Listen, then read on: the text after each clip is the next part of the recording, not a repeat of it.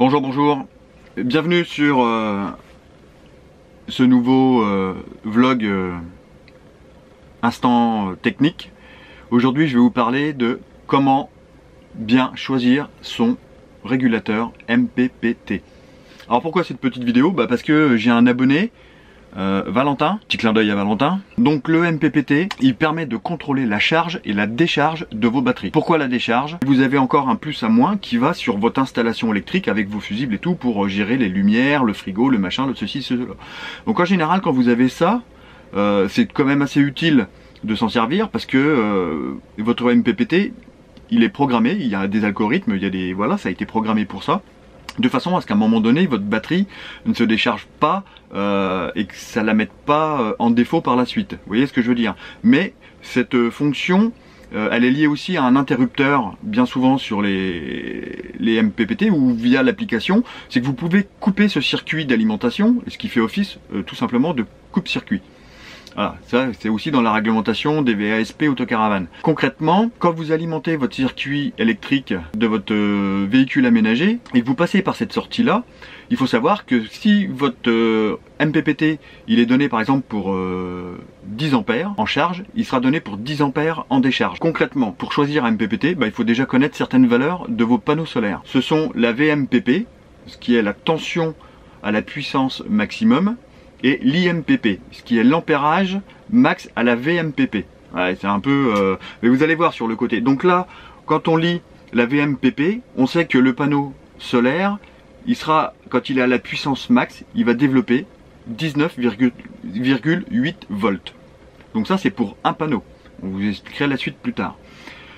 Et pour l'IMPP, donc si on regarde à IMPP, on voit que le panneau, il est à 7,58 ampères max. Dans les autres chiffres, l'ISC et la VOC, ça sert simplement à contrôler votre panneau solaire quand il est hors installation. Voilà, pour voir s'il n'a pas été court-circuité, s'il n'a pas pris, s'il n'a pas morflé, s'il produit encore du jus, si voilà, la diode elle n'a pas cramé, il y a eu un retour. Voilà, c'est pour ce genre de choses-là. Donc en aucun cas on en tient compte, nous, dans notre installation quand il est en fonctionnement. Après, vous avez la tension max. Donc la tension max, ça sert à définir tout simplement le nombre de panneaux solaires que vous allez pouvoir mettre en série. Donc là, en l'occurrence, pour celui que je vous montre, hein, c'est le mien. Donc il est donné pour 500 volts. Donc si je fais 500 volts divisé par 19,8 volts, ça me donne environ 25.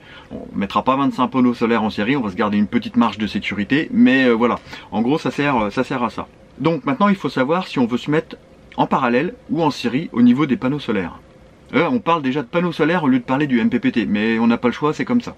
En parallèle, l'intensité s'additionne, les ampères s'additionnent. Et quand on est en série, ce sont les tensions qui s'additionnent. J'ai 3 panneaux solaires, donc si je veux les brancher en parallèle, ça veut dire qu'il faut que je fasse 3 fois l'IMPP, donc 3 fois 7,58 ampères, ce qui me donne 22 ampères 74. Bon, ça produit toujours un petit peu plus, c'est pour ça qu'il faut garder un peu de marge de manœuvre. Moi j'ai un 40 ampères. Donc 22, 40, je suis bien.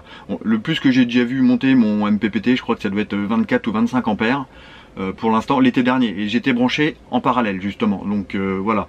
Et si je veux les brancher en série, comme ils sont aujourd'hui, puisque j'ai modifié mon installation, et maintenant ils sont branchés en série. Donc si je branche mes panneaux solaires en série, il faut savoir qu'il faut que je multiplie 3 fois ma VMPP. Donc 3 fois 19,8 volts, ce qui me donne 59,4 volts. Vous voyez le truc? Et donc, maintenant, on en vient au MPPT. Courant, donc ça c'est le courant qu'il est capable d'accepter, maximum, en charge et en décharge, je vous l'ai expliqué tout à l'heure. Donc c'est 40 ampères. 40 ampères en charge, 40 ampères en décharge, maximum. En max, PV c'est panneaux, c'est des photovoltaïques. Hein. Donc en max de voltage pour les panneaux solaires, je suis à 100 volts. Vous vous souvenez, en série, je suis à 59,4 volts. Donc on va garder, on arrondit à 60, mais on garde une petite marge de manœuvre. J'ai encore 40 volts de marge. Ça veut dire que quasiment je pourrais rajouter encore un panneau solaire sans prendre trop de risques. Le max en input, donc en max de watts, je suis à 520 watts en 12 volts. Et moi mes panneaux solaires, ils sont en 12 volts. Même s'ils sont donnés pour 19 volts, c'est quand même des 12 volts à la base, puisqu'ils sont au max quand ils sont à 19 volts. Vous voyez le truc? Donc mon MPPT, en 12 volts, il est à maximum 520 watts.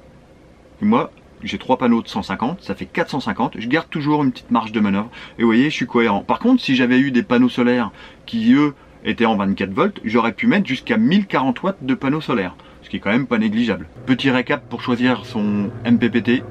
On tient compte des données de son panneau solaire, de la VMPP, de l'IMPP et de savoir si vous allez les brancher en parallèle ou en série. Et à partir de là, vous avez suffisamment de données pour choisir correctement votre MPPT. Je vais pas vous donner de marque. Je suis pas là pour dire qu'un tel est meilleur qu'un tel ou que celui-là il a telle fonction. Après, vous vous démerdez. Moi, j'étais juste là pour vous expliquer techniquement ce qu'il fallait retenir comme critère pour choisir correctement un MPPT. Sur ce, j'espère que ça vous a plu. N'oubliez pas de partager, de mettre des petits pouces, de laisser des commentaires, de t'abonner si t'es pas abonné. Je te la souhaite bonne et je te dis à plus tard dans le camping-car. Ciao!